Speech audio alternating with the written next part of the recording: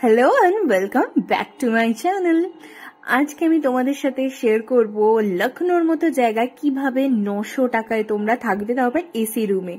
তো প্রথমেই অনলাইনে টিকিট কাটার পর আইআরসিটিসির ওয়েবসাইটে গিয়ে তোমরা কিন্তু নিজের পিএনআর দিয়ে এই এসি রিটায়ারিং রুম বুক করতে পারো, আর তার একটা প্রিন্ট আউট অবশ্যই ক্যারি করবে এবং এসে এই কাউন্টারে কিন্তু একটা প্রিন্ট আউট তোমাদের জমা দিতে হবে এবং সেখান থেকে লিখে দেবে তোমার কত নাম্বার রুম নাম্বার আগে থেকে যদিও তুমি দেখতে পাবে, তাও তোমাদেরকে ওখান থেকে কিন্তু একটা কাগজে লিখে দেওয়া হবে এবং সেই কাগজটা নিয়ে তোমাদেরকে স্টেশন মাস্টারকে দেখিয়ে চলে আসতে হবে এখানে। খুব সুন্দর সাজানো গোছানো করিডোর, আর সেখানে এসে এই কাউন্টারে কিন্তু এই রুমটাতে তোমাদেরকে আবার একবার সেই কাগজটা দেখাতে হবে এবং ওখানে খাতায় কিন্তু এন্ট্রি করে নিতে হবে যে তুমি কত নম্বর রুমে থাকছো এন্ড তোমার সমস্ত ডিটেলস এন্ড অল।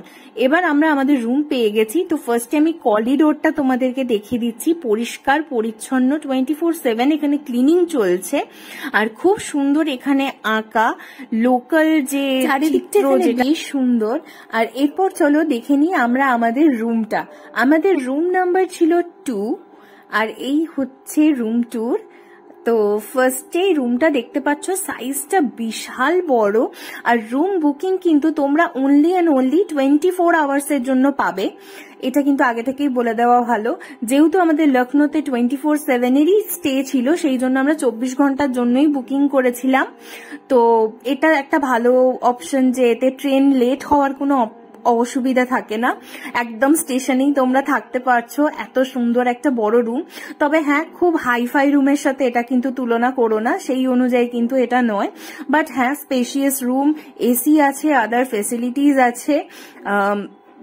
একটু লাইটের প্রবলেম ছিল, দু একটা লাইট একটু জ্বলছিল না, বাট ইটস ওকে, কারণ পুরো টাইমটাই ঘুরতে চলে যাবে। জাস্ট কিছুক্ষণ রেস্ট করা, ঘুমানো, এইসবের জন্যই রুমটা নেওয়া।